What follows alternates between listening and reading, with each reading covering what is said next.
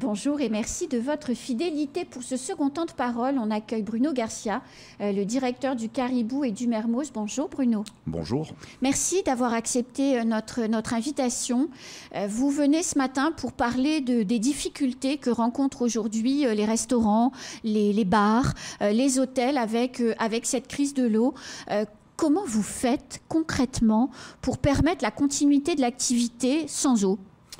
Bah écoutez, c'est déjà extrêmement compliqué en temps normal de pouvoir maintenir un niveau d'hygiène assez important et relatif à la clientèle. Là, c'est plus compliqué, c'est que ça devient impossible. Il faut comprendre que c'est toute une organisation qui est mise en place, qui demande beaucoup de travail humain, il faut dire les choses comme elles sont. On en est à faire du transport d'eau en seau, de façon à pouvoir, et ça pour l'ensemble du métier, hein, oui, il n'y a pas que vous, bien sûr. Bien évidemment, et à mettre la main à la pâte, c'est le cas de le dire, et surtout avoir des équipes qui sont hyper motivées, de façon à passer ce cap, cap qui aurait pu, bien sûr, bien évidemment, être anticipé, comme vous le savez très bien, sachant que depuis des années, nous rencontrons la même problématique, qu'au mois de mars, la nappe était au plus bas, et il ne suffit pas d'avoir fait des hautes études pour savoir que lorsqu'au mois de mars, qui est la période des pluies en principe, où la nappe est au plus haut, il n'y avait déjà plus d'eau. D'accord ? Il était prévisible, bien évidemment, qu'au mois de septembre, avec la période sèche, nous n'ayons plus du tout d'eau sur Mayotte. C'était extrêmement prévisible. Je ne sais pas par quel moyen ça aurait été possible que d'un coup, cette année, sur le mois de mai, juin, juillet, août, il y ait de l'eau sur Mayotte, alors qu'en temps normal, il n'y en a pas, puisque c'est la période sèche. De la saison sèche. Donc, mais alors, du coup, Bruno, comment vous faites au quotidien? Parce que votre établissement est plein, hein, il faut bien le dire. Le restaurant, le Caribou, le midi et le soir est complet. Le Mermoz est plein tous les soirs. Alors l'hôtel, je ne sais pas s'il est plein, mais en tout cas, il y a beaucoup de gens qui entrent et qui sortent. Comment vous faites pour vous organiser ? Alors on s'organise avec, comme je vous disais tout à l'heure, le côté humain, c'est-à-dire que nous avons fait des réserves qui, dès que nous pouvons avoir de l'eau, eh ben, déjà on en achète. On l'achète pour les glaçons, par exemple, sur des machines qui sont des machines spéciales pour pouvoir faire des glaçons, puisque l'eau n'étant pas potable, hein, il faut dire les choses comme elles sont.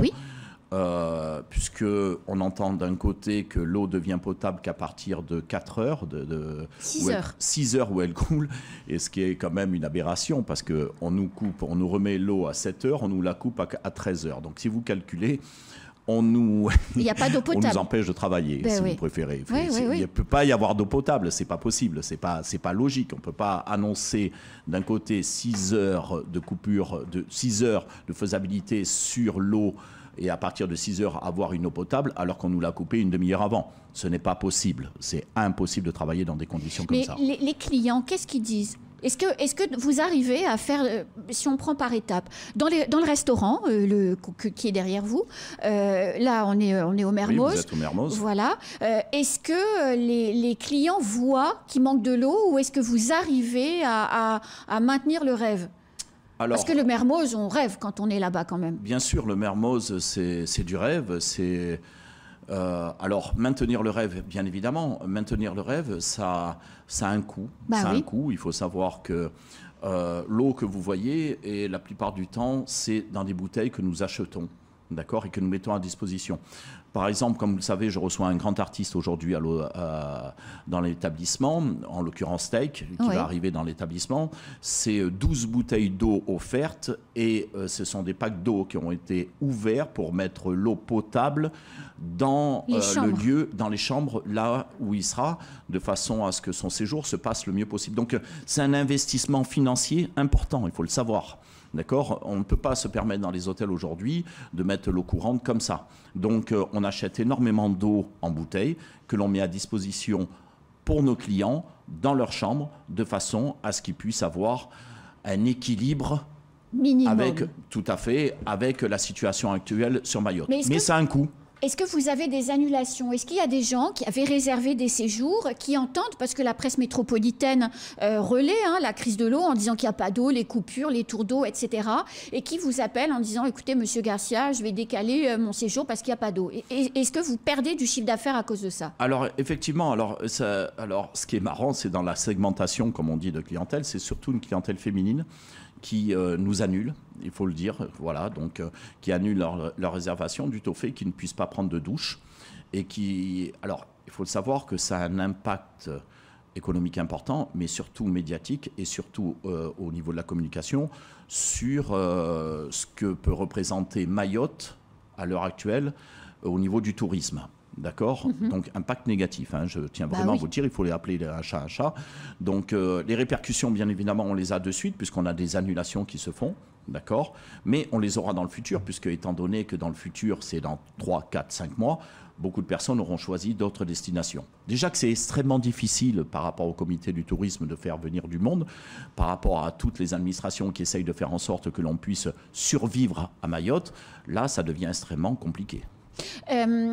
Justement, le ministre Vigier, samedi dernier, a annoncé des aides pour les entreprises qui étaient frappées de plein fouet par la crise de l'eau. Je pense que les hôtels, les restaurants le sont. Qu'est-ce que vous attendez comme type de mesure de la part du gouvernement et du ministre? Alors, les aides, c'est secondaire, il faut savoir. Moi, ce que j'aimerais, c'est qu'on nous fasse des annonces en nous disant « vous allez avoir de l'eau ». Les aides, ce sont des aides financières par rapport aux entreprises qui ont perdu du chiffre d'affaires dû à la crise de l'eau. Aujourd'hui, notre problématique, elle est à savoir si demain, parce qu'on pense clients, nous sommes des commerçants avant tout, bien sûr, et je pense que l'ensemble des commerçants pensent la même chose que moi, nous pensons à nos clients. Je préférerais qu'on me dise « demain, vous allez avoir de l'eau », plutôt qu'on me dise « financièrement, nous allons pouvoir vous aider dans les mois à venir », de façon à ce que vos sociétés et vos entreprises puissent s'en sortir. Donnez-moi de l'eau, s'il vous plaît. Les aides, ça ira après, en fonction, bien sûr, des personnes, des entreprises qui auront été touchées et d'autres qui ont été moins touchées. Mais aujourd'hui, on a un besoin vital d'eau. Vital parce que aussi au niveau hygiène, parce qu'on va tomber dans des problématiques qui vont être des problématiques de santé, il faut le savoir. Si aujourd'hui vous référencez, si vous allez du côté du CHM, je pense qu'il y a beaucoup de soucis à se faire, de façon à ce qu'on comprenne aussi que l'eau est vitale, la nourriture un peu moins, mais aujourd'hui nous avons besoin de l'eau. Les aides, s'il vous plaît, après. Et quelle garantie la préfecture vous donne de la continuité d'alimentation en eau des établissements comme les vôtres? Écoutez, les garanties, ils ne peuvent pas nous en donner. Moi, je vois très mal la préfecture nous dire je vous garantis que c'est pas possible. Soit ils sont médiums, soit il y a ce n'est pas possible. Je me mets aussi à leur place. Il faut comprendre une chose, c'est qu'on peut garantir de rien. Je pense que la préfecture avait garanti aussi le fait peut-être de penser qu'il pleuvrait entre le mois de mai et le mois d'août. Voilà, alors qu'on sait pertinemment que c'était la période sèche, que c'était impossible, voilà. Que c'était impossible. Donc donner des garanties sur le fait et supposer que c'est pas rationnel. Alors Bruno Garcia, des gens annulent. Qu'est-ce qui risque de se passer? Alors peut-être pas pour vous parce que vous êtes un gros établissement et que vous êtes bien organisé, mais est-ce que les salariés risquent de perdre leur emploi? Alors peut-être pas chez vous, mais dans d'autres établissements. Est-ce que c'est un vrai risque dans votre profession? Il y est, le risque, il est total. C'est-à-dire que vu le nombre d'annulations qui peut se faire dans les établissements, je parle en général, d'accord, dans les établissements du Sud, dans les établissements du Centre, sur Petite Terre, sur Grande Terre, dans le Nord, dans les gîtes. Il faut savoir que, pareil, je parle au nom, bien sûr, de toutes les personnes qui sont commerçantes et qui sont dans l'hôtellerie-restauration. Bien évidemment qu'on aura des répercussions.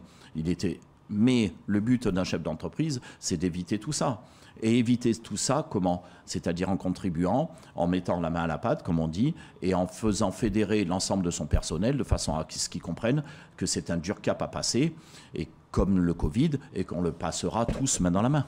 Alors justement, pour pallier ou tenter de pallier ces difficultés, vous déployez, vous, au Mermoz et au Caribou, des efforts, je dirais, importants pour tenter de garder une image favorable et positive de Mayotte. Vous faites venir des artistes, vous organisez tout un tas de manifestations. Quel est le programme du Mermoz, du Caribou dans les prochains jours, dans les prochaines semaines? Alors, dès ce soir, il y a déjà dès ce matin l'arrivée du fameux et du très grand chanteur Taïk qui va loger au Caribou jusqu'à son départ lundi. Avec ce soir une séance de dédicaces et de photos au Mermoz. Et tout le monde peut venir? Non, c'était sur réservation et je peux vous dire que c'est déjà complet. Donc voilà. Le Mermoz a la particularité d'avoir un bar à cocktail hors norme, remarquable. Oui, je sais que vous connaissez. J'aime beaucoup. Voilà, remarquable. Votre petit cocktail bleu et tasse voilà. Le Blue Lagoon. Dans une ambiance feutrée, sympa, qui sort extrêmement de l'ordinaire, qui en fait aujourd'hui un des endroits incontournables à Mayotte. C'est clair. Comme vous pouvez le voir, dans une ambiance avec une piscine super sympa. Tout le cadre est agréable, la décoration est super. Donc voilà, tout est fait et tout est propice à faire venir des gens sur Mayotte et puis se rendre compte que c'est faisable, c'est possible. Parce que moi, je fais partie des gens à Mayotte qui sont là depuis un certain nombre d'années et qui se disent toujours qu'on ne baisse pas les bras, qu'on y croit, qu'on avance et qu'il y a toujours une possibilité de le faire. Donc, Taïk qui arrive ce week-end, ce soir. Tout à fait, ce soir. Il arrive tout à l'heure. Je le recevrai dans 1 heure à l'hôtel, puisque son avion est prévu à 9 h du matin sur l'arrivée sur l'aéroport de Dzaoudzi. Donc, arrivé au hôtel vers 10h30, 11h du matin. Donc, vous allez le recevoir. Vous organisez une séance de dédicace chez vous. Tout à fait. Après, vous allez organiser quoi d'autre comme Alors, il faut savoir qu'il faut remettre à César ce qui est à César. Les organisateurs, bien sûr, c'est le Coropa, puisqu'il va passer au Coropa, oui, au Coropa demain Club. Soir. Donc, je salue là aujourd'hui parce que c'est à eux qu'il faut rendre honneur. Il faut dire les choses comme elles sont. Moi, je ne vais pas m'accaparer quelque chose. Moi, je fais partie du maillon de cette chaîne, entre guillemets, qui fait qu'on puisse faire venir des artistes à Mayotte et puisse retourner en se disant c'était bien Mayotte en communication. D'où l'eau.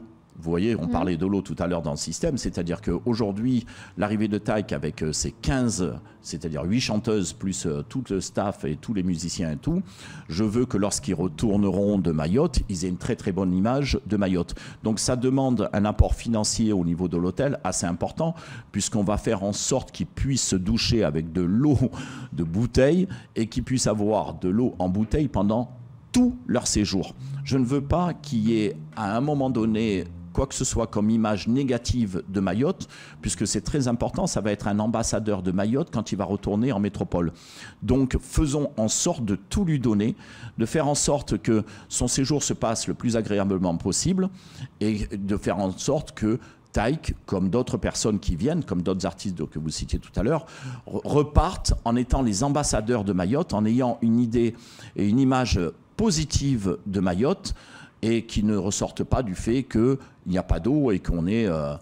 voilà. Bon, enfin, en tout cas, je pense que quand ils vont aller au Mermoz tout à l'heure, ils auront un début de commencement d'image favorable. Parce que pour ceux qui ne sont pas venus dans votre établissement encore, déjà, c'est une grosse erreur. Je vous en remercie, c'est vrai. C'est quand même magique, le Mermoz, le soir, avec les lumières sur la piscine, tout ça, c'est très, très chouette. Le Mermoz, le soir, c'est extrêmement magique. Et puis, c'est un ensemble. Il faut savoir que c'est toute une équipe. Bien sûr. Hommage à toute l'équipe de la responsable Sandra, à toute l'équipe qui peut y avoir, à Soumaya qui s'occupe de la communication et qui est extrêmement connue sur Mayotte. Donc, c'est un ensemble de personnes. C'est pas une personne qui fait que le Mermoz puisse être aussi magnifique. Souvent, il y a des personnes qui me disent on se croirait à Euro Disney, on a les yeux quand on arrive et qui sont très grands et on a l'impression d'être dans un autre monde et de ne pas être à Mayotte. C'est vrai. Voilà. Donc, c'est ce moment de plaisir que l'on veut apporter, c'est ce moment de joie et puis montrer aussi que Mayotte évolue. Mayotte évolue en bien, il faut montrer aux autres. Et j'espère être la locomotive d'autres projets qui se feront sur Mayotte et qui pourront permettre de faire en sorte que les personnes puissent être dans des situations les plus agréables à Mayotte et pas faire forcément du copier-coller comme je peux le voir, qui n'est pas forcément beau. dans d'autres établissements. Alors, Bruno Garcia, vous organisez régulièrement au Mermoz ou au Caribou des festivités, il y a des soirées karaoké, vous faites venir des artistes locaux aussi, ou vous organisez des soirées thématiques. Globalement, comment on peut trouver l'actualité du Mermoz et du Caribou? Qu'est-ce qui se passe dans les prochaines semaines? Alors, il suffit simplement d'aller sur le site Facebook ou le site Instagram du Mermoz. Et là, vous aurez toute l'actualité qui est remise tous les jours en fonction soit par Soumaya, soit par Sandra, qui est la responsable du Mermoz, et qui communique sur tous les événements passés, futurs et actuels. Alors, futur, c'est quoi? Il va se passer quoi? Futur, c'est toutes les semaines, c'est-à-dire pendant toute la semaine, du mardi au samedi inclus, un DJ différent ou un DJ résident, comme on appelle ça, bien sûr. Dans une ambiance agréable. Et on travaille au fil de l'actualité aussi. Il faut savoir au fil de l'actualité, ce qui veut dire qu'en fonction des personnes qui arrivent sur Mayotte, on les fait passer, bien évidemment, sur le Mermoz. Alors il faut savoir, et je rebondis là-dessus, c'est que beaucoup ne sont pas encore arrivés, qui veulent absolument passer au Mermoz. Alors je ne sais pas, donc l'effet positif du Mermoz, puisqu'on est contacté souvent, vous voyez, j'ai des cinéastes qui arrivent, pour ne rien vous cacher, qui vont arriver bientôt pour tourner un film sur une personnalité de Mayotte très connue, chanteuse, pour ne pas la citer, Zili, et qui nous ont appelé déjà la Martinique parce qu'ils voulaient bientôt loger au Mermoz. Ils croyaient qu'ils pouvaient loger au Mermoz. Donc pour vous dire, voilà. Ils peuvent dormir autour s'ils veulent. Donc même en Martinique, le Mermoz commence à être connu. Le Caribou était extrêmement connu, on le sait tous. C'est un emblème ici de Mayotte, comme la Tour Eiffel ailleurs. Je ne veux pas, tout est relatif, bien évidemment. Mais quand même. Mais quand même, bien évidemment. Mais là, le Mermoz est connu à travers de partout. C'est-à-dire qu'on sait très bien que c'est l'endroit où il faut être vu à l'heure actuelle, où il faut être à l'heure actuelle. Et puis en plus, vous ne repartez pas déçus, puisqu'étant donné que le service est un service impeccable, haut niveau, je tiens à vous le dire. D'accord, j'avais monté, puisque vous en êtes cliente. Et surtout dans un cadre, comme je vous ai très bien dit tout à l'heure, super agréable. L'ambiance, il faut savoir qu'une équipe fait qu'un lieu devient connu. Voilà, et là je remercie toute l'équipe du Mermoz parce que le lieu devient extrêmement connu de partout. À La Réunion même on m'en parle en métropole, et je vous dis on m'appelle même de la Martinique pour savoir si on peut loger au Mermoz. Voilà, donc je ne fais pas de lit au Mermoz, bien entendu, c'est un bar à cocktail. Mais il y a l'hôtel Caribou juste à côté. Voilà, tout à fait. Où vous pouvez dormir. Voilà, tout à fait.